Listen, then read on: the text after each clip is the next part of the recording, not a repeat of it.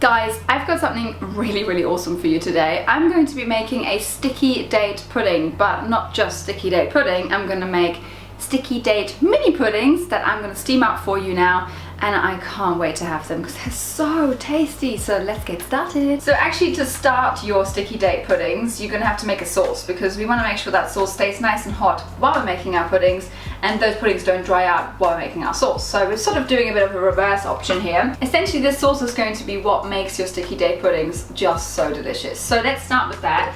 I've got some double cream here, or you use thickened cream. Essentially just dropping all of our ingredients in. It's really easy. We're going to pop in a little bit of salt, just a tiny pinch, we don't need a lot. Some unsalted butter, I've just cut it into some chunks. You can use any good quality butter. I like to use a butter that has a high fat content because it just gives you a much better consistency for your sauce.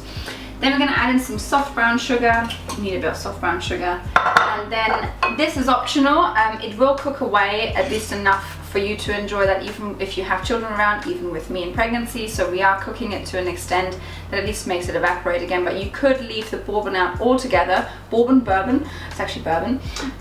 It's just, actually I'm adding in a tiny splash only, but it just creates this extra really nice depth to your sauce. And some vanilla bean paste.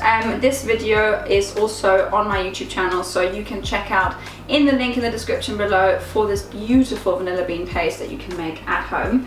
So drop that right in there, just a little bit will do the job. And then we're literally just going to turn it back on, cook it for a little while, and then our sauce is already done. Guys, while this is actually going, I'm preheating my Thermi Servebowl. You can see it in here. I've just kept it on a low temperature and I'm preheating it so that I can then drop in my sauce and the sauce actually stays hot while my sticky date puddings are steaming away.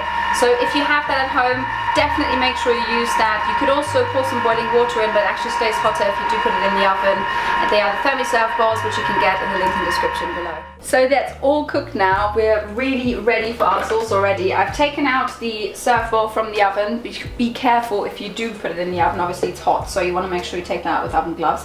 This is some good sauce, and this looks absolutely fantastic. Now essentially I'm just going to take my lid, pop it on, and then it stays hot nicely while I'm making my sticky date puddings. So just pop that on, make sure you create a little immersion, and that can stay as it is. I'm just going to rinse my bowl and then we can continue with the recipe. I've rinsed my bowl basically and put my dates in the bowl already. I've then added some boiling water and just left that to soak with some bicarb of soda for 5 minutes. Essentially that just makes the dates a little bit softer and helps you break them up a little bit. And then I'm going to add in my butter. I've got unsalted butter here, straight from the fridge, just cubed it up a little bit. Make sure it's a really high quality, high fat butter. That's always the thing for me. If you've watched my previous videos, you know this is the thing I always tell you guys. Don't save on the butter, it's really important. It's good quality because the more water you have in your butter, the lower the fat content, and that means the more it's going to evaporate and really dry out your sticky date puddings. And we really don't want dry sticky date puddings, do we? And then we're going to add in some more sugar. This is a really indulgent recipe, so I'm totally looking forward to it. And literally just blitz it up for a few seconds. After that, we're just adding in all of the remaining ingredients. So we're going to start with some flour. I've got some plain flour here.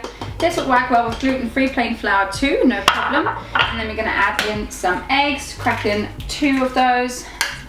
I'm just going to use large eggs. I always use large eggs for my recipes by default, so just make sure you do that too. Then a little bit of baking powder. 2 teaspoons should be enough, so I'm going to estimate it. And then I'm going to add in some more vanilla bean paste simply because it's so yummy. And then we're already going to mix it all up. It's a really simple recipe. It does not require you to prepare ahead too much, which is great. And you can whip it up for the whole family pretty quickly actually. Now just pop it together, and then we're going to have a little break to scrape it all and then finish it off. All we've got left to do now is essentially putting it all together, and that's it. Our mixture is totally done. It's mixed together really nicely. It's got some lovely sticky bits of date in there, which is just what we want. So Essentially, all you need to do now, and I've got something prepared for you guys. I've got 8 little silicone Dario molds that I've already greased with butter that fit right into the Varoma, and that's actually a product I've developed, so you can get that one in the link in the description below. I'm gonna pop these in here, 8 fit exactly in there, and you're just gonna fill that up with some mixture almost all the way to the top. Leave about 1 centimeter for them to grow, because you don't want to overfill them. And you do that with all of them. You could also stick in 1 date in the bottom of each Dario mold and then pour the mixture on top. It's totally up to you what you do. I find it quite nice as it is, but let's pop a few in. Literally just like that, pop it in, and then you just fill it up to the top. Now that these are all filled in there, pretty simple actually, we've just filled up 8 little Dario molds. You will have maybe the tiniest bit of mixture left if you are using dates in the bottom of each, but otherwise you should have used it up nicely. Make sure your silicone Dario molds are greased with butter before you pour in any liquid, because otherwise they may stick and we don't want that. So I've rinsed my bowl, and now I'm going to just add in some water so that I can place my Varoma in position and start steaming away. Don't need that much water because we're actually not steaming that long. We're steaming under half an hour, so 500 grams of water is plenty if you're going under half an hour. If you're going over that, then we need some more. And then you're just going to pop your lid on, place your Varoma in place. Now you could top these off with either a sheet of Teflon paper or some cling film, whatever you like, if you really don't want any of the excess steam to soak into your sticky date puddings, but I find it's absolutely fine without it. So just place that on top, put the lid on, and then we're going to turn this guy on. So we're going to go for 25 minutes on Varoma, speed 2, and we're going to see how these guys look straight after. This should be really, really tasty, and I really can't wait. I'm so hungry. Can you guys tell I'm extremely excited because it's about to be sticky date pudding time. Woo! These guys are so pretty. I can't actually describe it in words how pretty they are. So I'm going to take them out and show you what you at home can do. Look at those! Oh my god! All I need to do now is take myself one of those beautiful sticky date puddings and essentially just turn it upside down onto my plate. Make sure it comes out nicely. Oh my god, it looks so pretty. Sorry, this is the moment where I get really, really excited. This is what they should look like. This is what it should look like, and look, oh my god, it's so spongy, it's so good. I mean, it's like, look at that, perfect. And all I need to do now is spoon on some of that beautiful sauce and eat it, which I'm gonna do for you guys. Because you know me, I like to eat on camera. So just give your sauce a quick stir. It may have formed a tiny skin on top, which is fine. And then you just spoon that right over like that. No.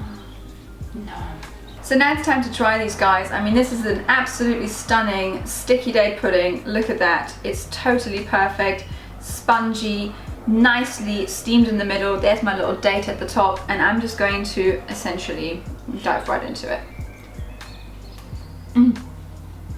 Oh my god, I did not expect that to be so good. Oh my god, that is so good. Okay guys, sorry, I can't talk any longer. This is so good. This is actually so good, and if you guys want to make this at home, make sure to quickly follow this video. Subscribe to my channel for more amazing videos like that. This one being one of my absolute most delicious moments, I think, since I started this YouTube channel. So seriously guys, just make it, and I'll see you later.